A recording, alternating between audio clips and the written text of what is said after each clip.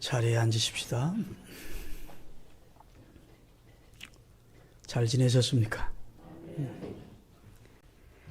정말 어렵게 이 코로나19가 진행돼 가고 있는데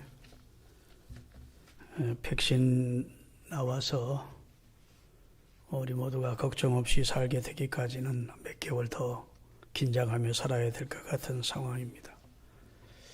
그래도 우리 그리스도인들은 숨통이 튀는 것이 주일이면 하나님을 예배할 수 있어서 여호와를 앙망하는 자에게 새 힘을 주시는데 예배를 통해서 영적인 새 힘을 얻게 해 주셔서 참으로 감사한 일이라고 생각되시는 분 두 손 들고 아멘 합시다. 오늘 본문은 당신은 법 안에 있습니까? 은혜 안에 있습니까? 라는 제목입니다. 한마디로 말하면 법 아래 있지 않고 은혜 아래 있는 주의 백성으로 살자는 내용의 말씀을 제가 준비를 했습니다.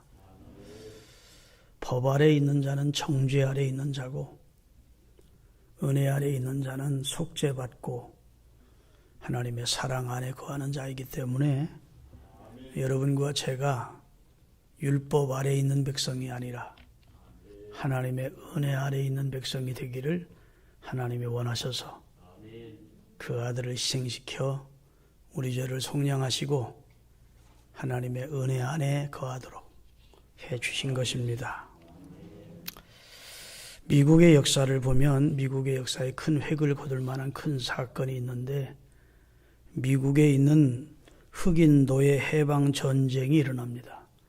노예를 해방시키기 위한 전쟁이 일어나서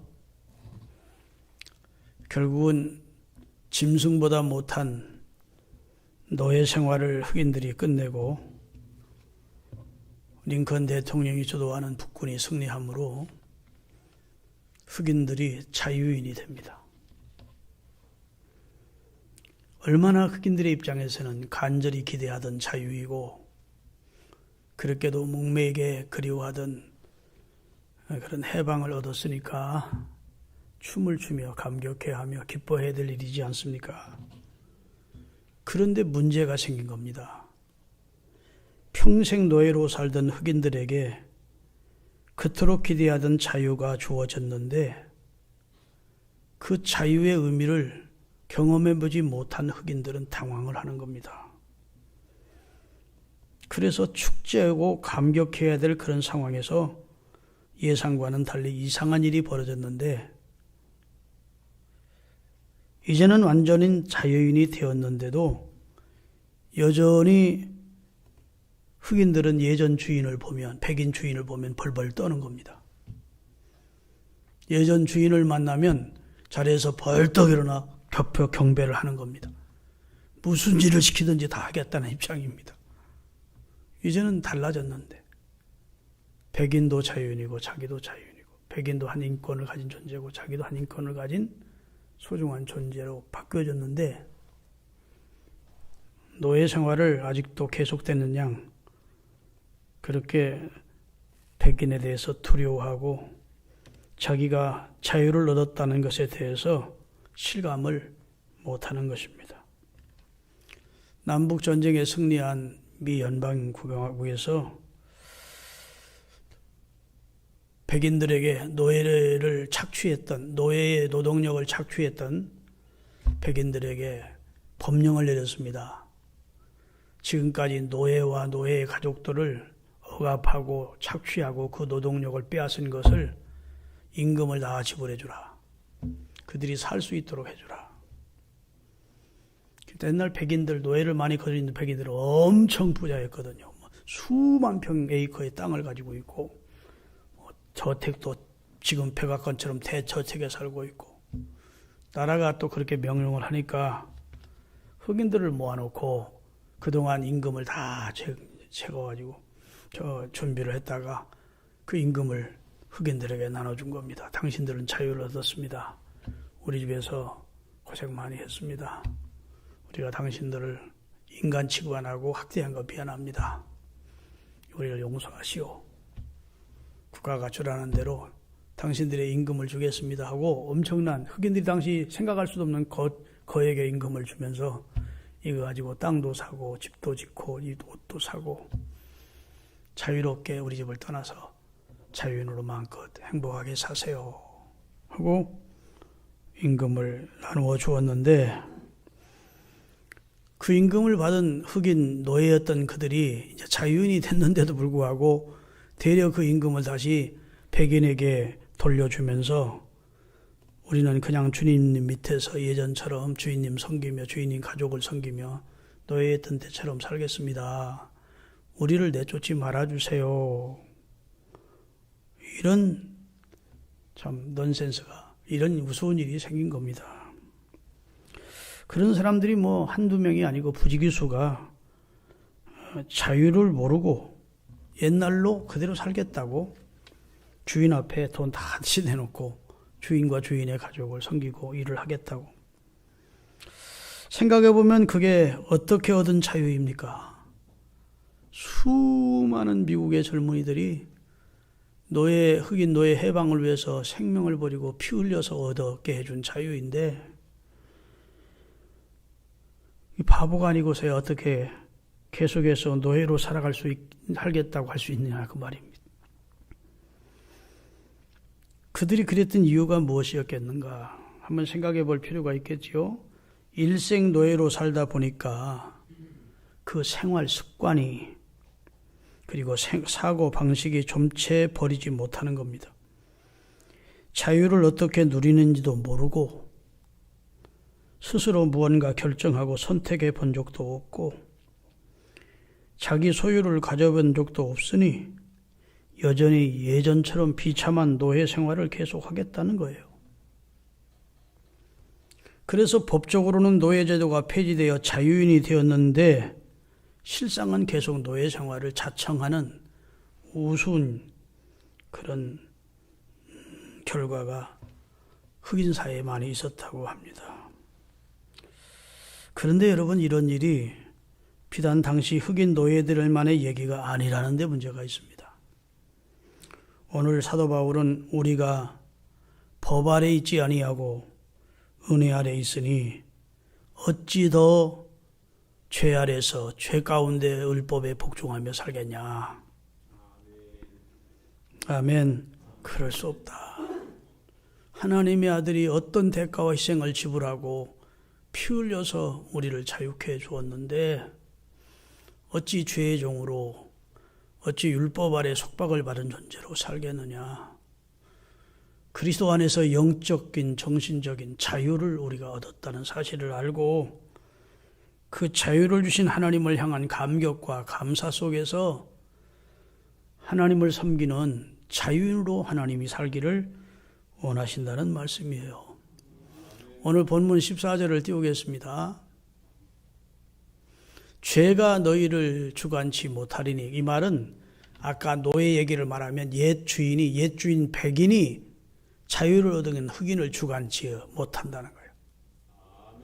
이는 그 흑인이 법 아래 있지 않고 노예로서 한 인간의 존엄성을 상실한 채 짐승처럼 대우받던 옛 법에 있지 않고 이제는 자유인이 되어 은혜 아래 있게 됐다는 겁니다.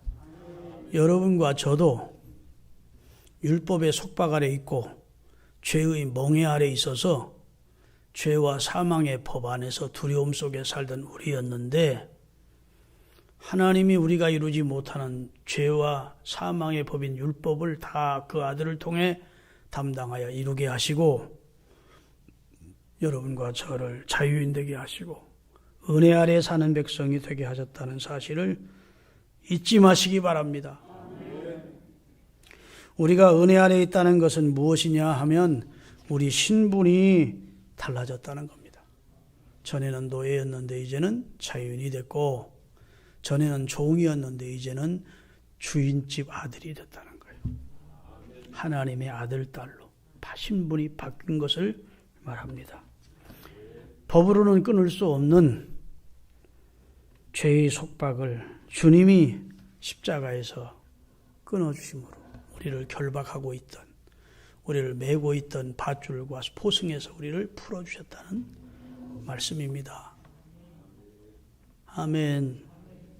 우리의 신분이 자유인인 주인집 아들 혹은 주인이 되었다는 거예요. 은혜 아래 사는 존재로 하나님이 우리를 변화시켜 주셨습니다. 그래서 우리가 어떤 잡지 같은 것이든지 책을 보든지 TV를 보면 비포와 애프터가 이렇게 겸하여 사진이 나옵니다. 옛날에는 100kg짜리 예전에 똑같은 사람이 근데 무슨 다이어트 약을 먹었더니 50kg로 줄었다든지 무슨 운동을 해서 뭐 몇 킬로로 줄었다. 지금 현재의 모습과 옛날 뚱뚱했을 때의 모습. 성형외과 사진, 선전하는 사진들 보면 옛날에는 못생겼던 비포의 얼굴과 성형수술 받고 나서 지금 새롭게 예쁘던 모습을 보여주고 있어요. 그러면 성형하라는 겁니다. 이 약을 사먹고 다이어트를 하라는 겁니다. 그럼 사람들이 이제 구매력을 북돋우는 것이죠. 성경에 보면 전에는 이제는 이런 말씀이 많이 나와요. 에베소 5장 8절입니다. 에베소 5장 8절. 너희가 전에는 어두움이더니 이제는 주 안에서 빛이다. 빛의 자녀들처럼 행하라. 전에는 어두움 가운데 살았어. 이제는 빛 안으로 들어왔다. 아멘. 주님의 은혜의 빛이 우리에게 비춰지고 있다. 빛의 자녀들처럼 살라 했습니다. 베드로전서 2장 10절입니다. 너희가 전에는 하나님의 백성이 아니더니 이제는 하나님의 백성이 됐고 너희가 전에는 율법 안에 있을 때는 긍휼을 얻을 수 없었더니 이제는 하나님의 긍휼을 얻은 자가 되었느니라. 이전 것은 지나가고 새 것이 됐다. 할렐루야. 구습을 쫓던 옛사람은 이미 더러운 옷은 벗었고 심령으로 하나님이 하나님에 의해 새로운 옷을 입혀주셨다. 너희는 그런 존재가 됐어. 자유인이 됐어. 하나님의 은혜 안에 사는 복받은 백성이 됐다. 이 말씀을 하고 계신 겁니다. 전에는 죄의 종이었고 음란의 종이었고 도박이나 마약이나 거짓이나 방탕의 종이었는데 그러나 중생하고 회개하고 예수 그리스도를 주로 영접한 다음에는 새로운 신분으로 바뀌어졌고 이전 것은 다 지나갔고 하나님이 보실 때 새 사람이 되었다는 겁니다. 전에는 사망의 열매를 맺으며 사망의 길을 향해 줄다름쳐 갔었는데 이제는 거룩함에 이르는 열매를 맺으며 영생을 보장받은 성화에 점점 이르는 하나님의 자녀로 은혜 안에 사는 백성이 되었다는 겁니다. 요한복음 1장 17절입니다. 율법은 모세로 말미암아 주신 것이요 은혜와 진리는 예수 그리스도로 말미암아 온 것이다. 은혜는 예수님을 통해서 온 것이고 출처가 율법은 모세를 통해서 주어진 거래요. 그러면 모세가 시내산에서 율법을 받기 전에도 법이 있었습니까? 없었습니까? 있었습니다. 하나님이 에덴 동산에 선악과는 먹지 말라 법으로 주신 겁니다. 근데 그걸 따먹었어요. 그러면 그때는 법만 있고 은혜는 없었느냐? 그들이 부끄러운 치부를 가려주기 위해서 하나님은 한 마리의 짐승을 잡아서 그의 가죽을 벗겨 그들의 치부를 가려 주심으로 하나님의 은혜가 나타난 겁니다. 믿으십니까? 노아 시대 때도 사람이 다 짐승처럼 됐대요. 짐승처럼 영혼의 기능을 다 할 수 없는. 여러분, 하나님은 돌비에 십계명을 새겨주기 전에도 우리 마음의 신비에다가 양심상 법을 새겨주셨대요. 그런데 노아 시대 사람들은 양심 신비에 새겨진 양심에 받들어서 살지 않고 짐승처럼 살았대. 그래서 하나님의 심판을 받은 겁니다. 법 아래 있는 백성이기에. 근데 하나님이 다 심판하지 않고 노아와 그의 식구들은 은혜를 입은 겁니다. 그러니까 그때도 은혜로 구원받은 거예요. 여러분, 예수님이 육을 입고 계실 때 이런 사건이 있었습니다. 한 여인이 자기 남편이 아닌 다른 남자와 간음을 하다가 발각이 돼서 바리새인들에게 붙들려 질질 끌려가지고 아마 예수님 앞에 내태우게 쳐진 겁니다. 예수 선생, 모세 율법대로 말하면 이 여인은 돌로 때려 죽여야 된다. 두세 증인이 확실하다. 당신은 뭐라고 말할 거야? 이런 것이죠. 진짜 모세의 율법대로 하면 이 여인은 돌에 맞아 죽어야 됩니다. 그게 하나님의 법입니다. 그런데 예수님께서 바닥에 무슨 글을 쓰시더니 너희 가운데 죄 없는 자가 이 여인을 먼저 돌로 치라 하는 겁니다. 그러니까 죄인은 죄인을 정죄할 수 없다는 겁니다. 스스로를 보니까 자기들도 죄인이야. 자신이 없어요. 돌을 놓고 다 사라졌습니다. 예수님이 그 여인에게 하는 말이 있습니다. 너를 정죄하는 자가 없느냐? 예, 없네요. 나도 너를 정죄하지 않겠다. 여기 그 여인을 정죄할 수 있는 분, 자격을 가지고 있는 단 한 분 예수님밖에 없습니다. 예수님은 죄인이 아니에요. 그래 죄인이 죄인을 정죄 못하지 예수님은 죄를 알지도 못하는 경험을 없는 의인이기 때문에 이 여인을 얼마든지 정죄할 수 있는데 이 여인을 정죄하지 않으며 다시는 이런 짓 하지 마. 그리고 돌려보내십니다. 그리고 그 여인이 지은 죄를 예수님이 얼마 후에 십자가에서 담당해 주시는 겁니다. 그래서 예수님의 말씀은 허언이 아니었고 실없는 공수표가 아니라 내가 네 죄를 담당해 주겠다는 놀라운 은혜의 말씀인 겁니다. 그 여인은 법 아래 있으면 죽었습니다. 그러나 은혜 아래 있었기 때문에 그 여인은 살 수가 있었다고요. 여러분과 제가 지금 용서받고 구원받고 하나님의 은혜 아래 산다는 말씀을 덤덤하게 듣고 있다면 참으로 답답한 일입니다. 그 이유는 우리가 죄책이 없었기 때문입니다. 죄에 대한 심각성이 없었기 때문에. 요즘 시대는 죄를 죄로 여기지 않습니다. 뭐 남들이 다 짓던 죄인데 뭐 나만 뭐 이러고 죄를 짓고도 이것 때문에 고민해하고 아파하고 심각해하고 죄책 가운데 잠을 못 이루고 어쩌면 좋까 이렇게 하지 않아요. 그런 죄책이나 죄에 대한 심각성이나 죄에 대해서 어찌할꼬 하는 마음이 있다면 우리는 용서받았고 예수님이 우리 죄를 담당하셨고 이제는 하나님의 은혜 아래 있습니다 하면 다운됐던 우리가 죄책을 이렇게 쭈그러졌던 우리가 아멘 하고 기뻐해야 될 내용이라고요. 그래서 하나님은 복음이 주어지기 전, 은혜가 주어지기 전에 먼저 율법을 주셔서 율법을 통해서 우리가 얼마나 심각한 죄 가운데 있던 존재인지를 먼저 알게 하시고 복음을 통해 그리스도를 주로 영접하여 죄 용서받게 하시는 길을 택하신 거예요. 여러분 신의 아그네스라고 하는 책이 있습니다. 연극으로도 많이 공연됐어요. 우리나라에서 신의 아그네스 들어보셨을 거야. 그 내용 가운데 이런 내용이 있습니다. 눈을 뜨시고 다 저를 보세요. 오늘 말씀 전하는 걸 잘 따라오시면 평생 잊지 못할 은혜를 받을 거예요. 그 소설 가운데 이런 내용이 있습니다. 성당을 다니던 소녀가 매주 성당을 나갔었는데 한 주는 아버지 엄마가 여행을 가는데 같이 가자 해서 성당을 안 나오고 마차를 타고 여행을 갔다가 마차가 구르는 바람에 그 소녀가 죽었습니다. 안타까운 일이죠. 근데 그 다음 주일날 성당에 모인 어린 소년들에게 유치부모랑 주일학생들에게 수녀가 이제 아이들을 가르치는데 그 죽은 아이의 이름을 거론하면서 그 아이가 왜 죽은 줄 아냐 얘들아? 주일날 하나님의 성전에 안 나오고 여행 가서 하나님의 심판으로 죽은 거야. 그래서 이게 나오는 얘기예요. 그 아이들이 기겁을 하는 겁니다. 이야, 하나님은 굉장히 무서운 하나님이네. 평생 죄졌다가는 하나님이 저주받네. 하나님의 심판받네. 그리고 하나님에 대한 인식이 사랑의 하나님이 아니라 은혜의 하나님이 아니라 좋으신 하나님이 아니라 아이고 하나님을 믿는다는 건 너무도 두려운 일이야. 너무도 힘든 일이야. 이렇게 하나님에 대해서 잘못 인식하도록 가르치는 거예요. 지금도 천주교는 미사를 드리기 전에 주임신부와 보좌신부들이 많이 있는데 앞에 가서 먼저 한 주간 동안 지은 죄를 고해성사합니다. 나는 이런 죄를 지난 주간 지었습니다.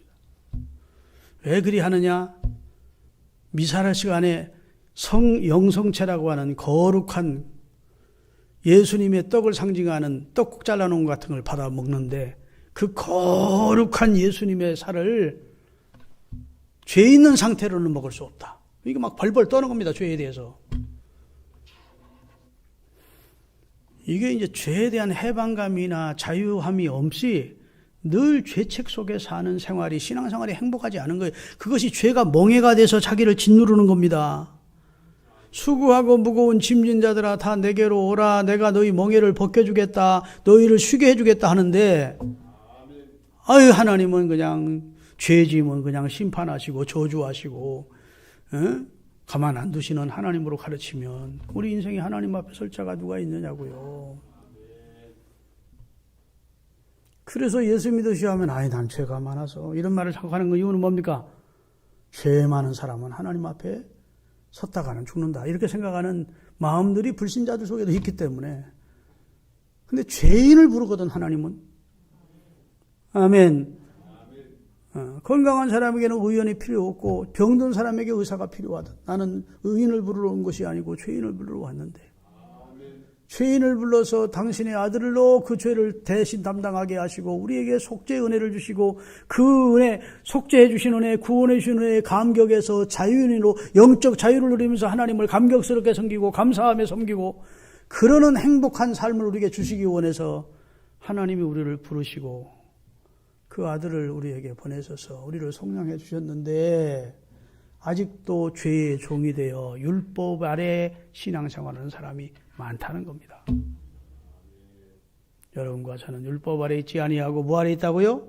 은혜 아래 있는 사람이라는 겁니다. 아유, 은혜 아래 있으니까 죄 아무리 져도 상관없겠네. 오늘 본문 15절이 그 얘기예요. 다 같이 읽겠습니다. 본문 15절. 그런즉 어찌하리요? 우리가 법 아래 있지 아니하고 은혜 아래 있으니 죄책감 없이 막 죄를 지으면 되겠냐 하면, 결코 그럴 수 없느니라. 진짜 은혜로 구원받았으면 그다음부터 주님이 기뻐하지 않는 일을 하고 싶은 마음이 없어지는 거예요. 죄가 싫어져요. 진짜 성령 충만하고 구원받고 구원의 감격에서 기도하면서 성령 충만해지면 주 안에 새 생명 얻으니 이전에 좋던 것 이제는 값없다. 옛날에 그렇게 좋던 죄 짓는 것이 이제는 싫어져. 시시하게 느껴지고 가치없이 느껴지고, 사도 바울처럼 그것이 내 옛날엔 그렇게 소중한 거로 여겨졌는데 지금은 배설물 같다는 거야. 할렐루야. 주 안에 있는 나에게 단 근심이 있으리. 예수 앞에 나가면 근심도. 주 예수보다도 다 같이 귀한 것은 없네. 예수님을 정말 알고 보니까, 그 은혜에 진짜 부딪혀서 은혜 아래의 삶을 살고 보니까 예수님보다도 귀한 것이 없다고 느껴지는 거예요. 그래서 그렇게도 좋고 재밌던 죄 짓는 생활이 점점 싫어지는 거예요. 성경에 보면 개나 돼지를 아주 정말로 짐승 가운데 가장 더러운 짐승으로 표현하고 있습니다. 왜냐하면 개가 그 토한 것을 도시 먹고, 돼지가 다시 깨끗이 씻고 다시 더러운 시궁창에 뒹군다는 겁니다. 개가 토해놓고 다시 먹잖아요, 개는. 그런 거 보셨습니까? 시골에서 자랄 때 개들은 토해놓고 다시 먹더라고. 우리는 아무리 배가 고파도, 사람이 아무리 배가 고파도, 오줌을 먹었다는 사람은 들어봤어도 난 토해놓은 거 다시 먹었다는 사람은 못 봤는데, 개는 토해놓은 것도 맛있게 먹습니다. 그러니까 그렇게 은혜 안에 사는 사람이 됐는데 계속 죄의 맛에 길들여져 있으면 그건 개 같은 삶이라는 겁니다. 성령의 지배를 받으면서 성령의 사람이 되면 죄가 점점 싫어지는 사람으로 바뀌어져야 그게 성화에 이르는 단계입니다. 그렇다면 여러분 잘 들으세요. 여러분이 죄를 끊어보려고, 여러분이 죄를 멀리해 보려고 애쓸 필요가 없습니다. 방향을 틀어서 여러분이 주님의 뜻대로 살려고 애쓰십시오. 그러면 죄는 싫어집니다. 성령의 은혜를 구하세요. 그러면 성령 충만하면 악령이 좋아하는 일은 싫어져요. 그것을 자기는 성령의 도움이 없이 자기 의지나 자기 노력으로 죄를 끊어보려고 하고 죄의 유혹을 이겨보려고 그러는데 이건 안 되는 겁니다. 이건 100번 하면 100번 실패하는 거예요. 방향을 전환해서 육신을 쫓는 삶에서 영을 쫓는 삶을 살기 시작할 때 그때부터 영적인 것이 너무 좋은 겁니다. 기도도 좋고 예배 시간도 좋고 헌금 드리는 것도 아까우지 않고 너무 좋고 절로 된다고. 절로. 갈라디아서 5장 18절입니다.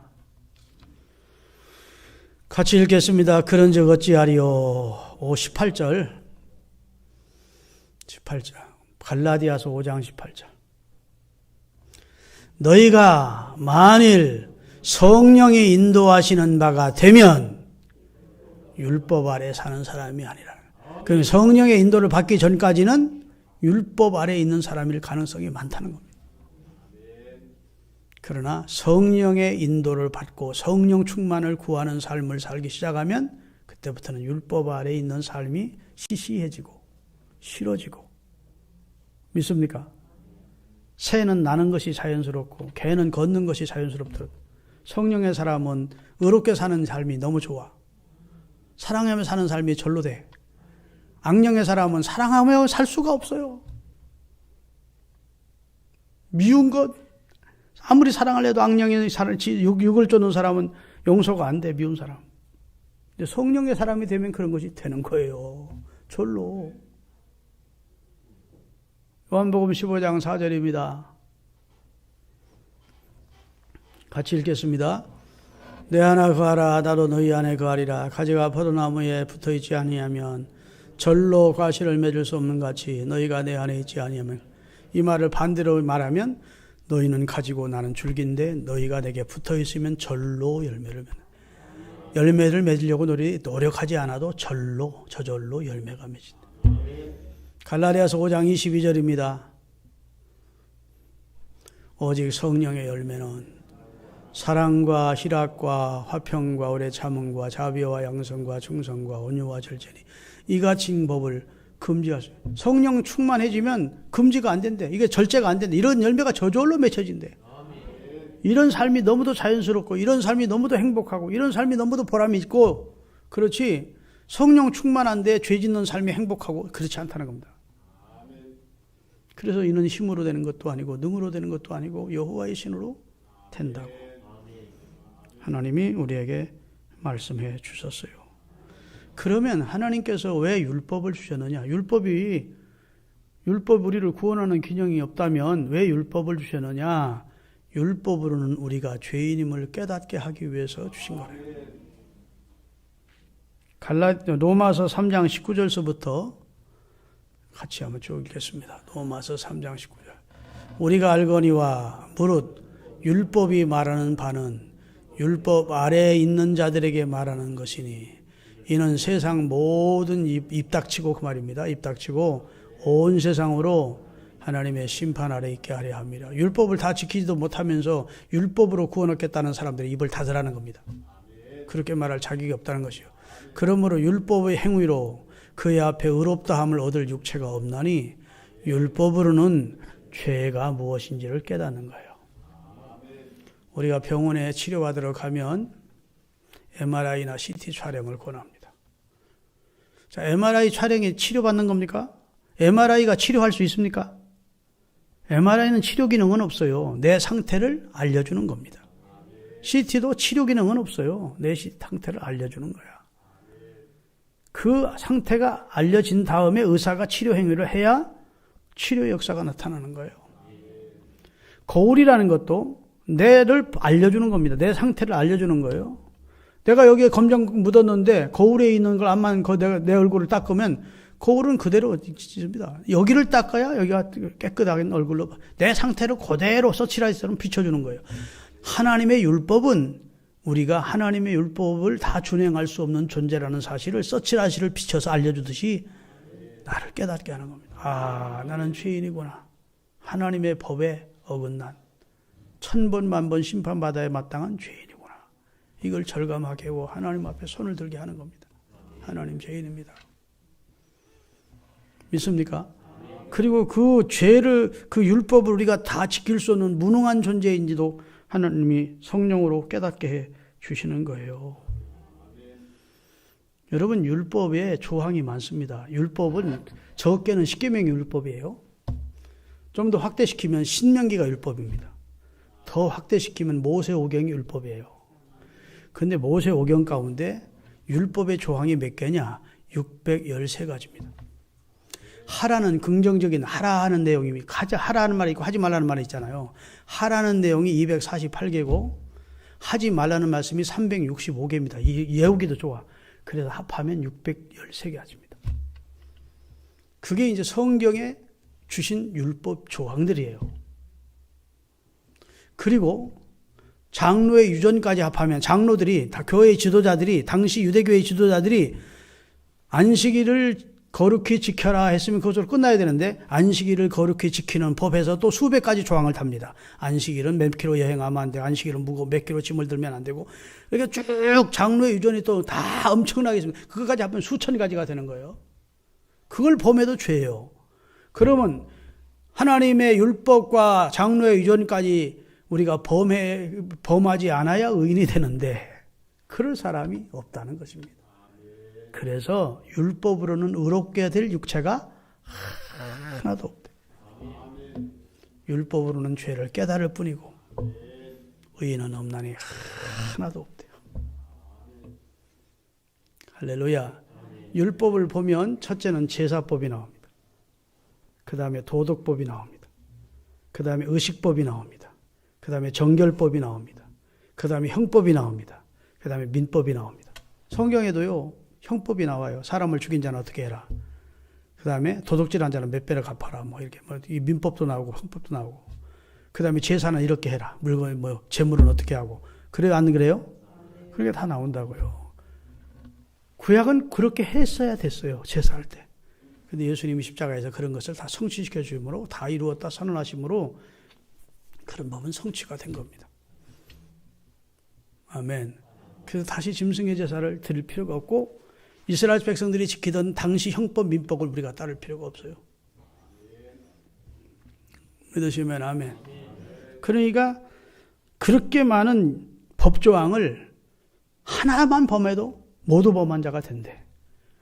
그런데 갈라디아서 3장 10절에 보면 같이 읽겠습니다.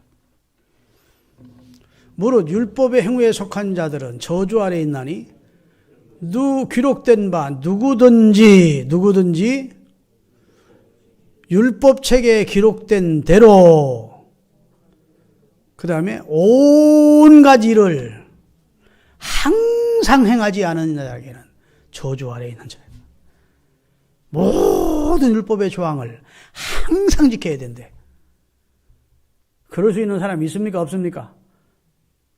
611가지 지키다가 하나를 안 지켰으면 모두 범한 자가 된다고 성경은 말하고 있어요. 그러니까 율법 앞에서는 우리가 그냥 손들 필요밖에 없어요. 그럼 율법은 죄를 깨닫고 율법이라는 선생님이 우리 손을 잡고 야, 너를 진짜로 의롭게 해줄 줄 알아. 너를 구원해 줄 분이 있어 하고 우리 손을 잡고 예수님께로 넘겨주는 바톤 터치를 해주는 작업까지가 율법이 하는 일이 돼요. 갈라디아서 3장 24절 25절 읽겠습니다. 이같이 율법이 우리를 그리스도에게로 인도하는 몽학선생, 유치원 선생이 되어 우리로 하여금 믿음으로 말미암아 의롭다 하심을 얻게 하려 함이라. 믿음이 온 후로는 우리가 몽학선생 아래 있지 않다. 몽학선생이 뭐라고요? 믿음을 가진 다음부터는 율법이 별로 우리에게 영향을 미치지 못한대요. 무슨 말인지 아시겠죠? 아니, 죄를 깨달았으면 의롭게 되는 법을 알려줘야 되잖아. 그 알려주기 위해서 율법이 우리 손을 잡고 유치원 교사처럼 어머니 대신 예수님에게 딱 연결시켜줘서 이분을 믿어야 네가 의롭게 돼. 네가 구원받아. 네가 은혜 아래 사는 백성이 돼야 천국 간다. 이렇게 알려주고 율법은 자기 할 일을 했기 때문에 우리에게서 돌아서는 겁니다. 믿으십니까? 예, 더 설명하고 이게 많이 있는데 다음에 또 배우자고요.